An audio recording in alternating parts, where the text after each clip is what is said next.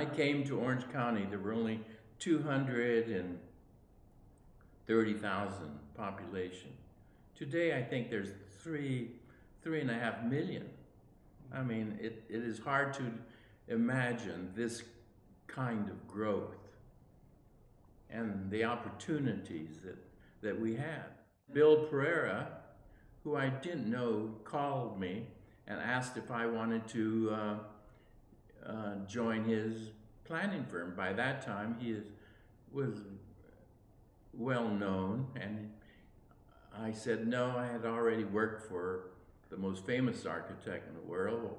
Why would I go back to a firm like that? And he said, well, let me think about it. So in about 3 or 4 days, he called again and he says, would you consider working for the Irvine Company? I had never heard of the Irvine Company. I knew nothing about it except it was an agricultural company. And so I said, well, I would consider it, because he explained we were going to build a new university. It was a new town, and it sounded, like a dream job, but I knew nothing about it.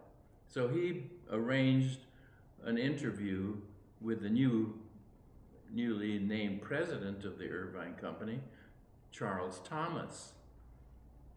And so I went to interview, and I was offered a job.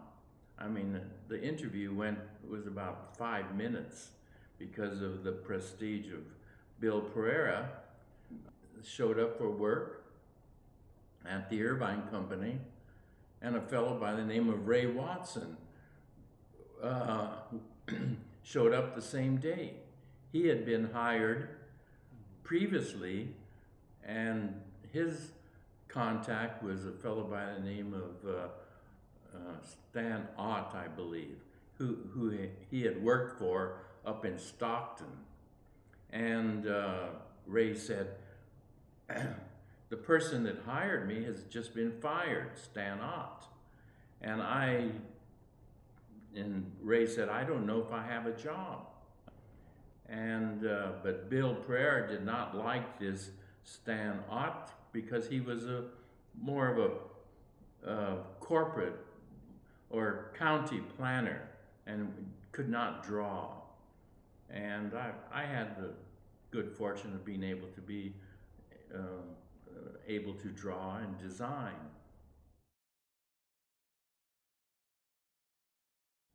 Well, the typical day was chaotic, because what happened was that nobody was really sure what the future was going to bring. I mean, all of these were projections. Bill Pereira was busily planning the new university. And from a work standpoint, people were always coming in from around the world, trying to understand what was going to happen with the Irvine Company. And we had large drawings and maps in the what was the Irvine family home where we were working. And Mr. Thomas would say, would you give these people a tour? So we would tell them what we thought the future was going to be. And then there would be investor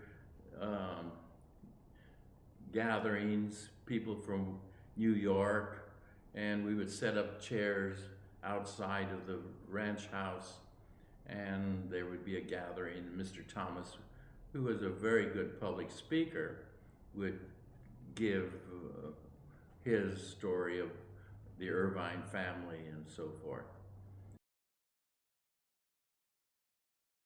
There was an issue here. The Irvine Company was not flush with cash. Their income was from agriculture. Agricultural income was going down.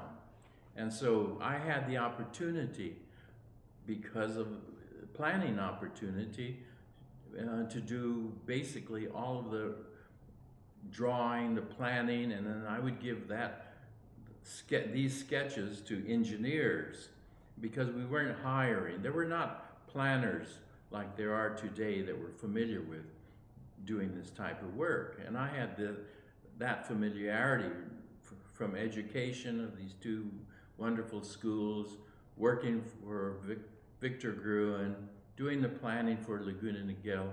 So I had quite a bit of confidence in what I was doing, even though my mother didn't have that kind of confidence in me.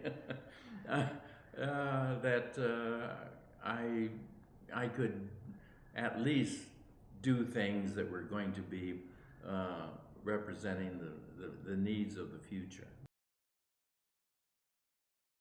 There were no offices available for us, for our staff. And so we took over the old Irvine home. So we would use the downstairs living room and dining room as offices, and then I converted some of the upstairs bedrooms to planning offices, and Dan Aldrich used one of the bedrooms upstairs as his initial office. So we were all converting the home into planning facilities. So all of these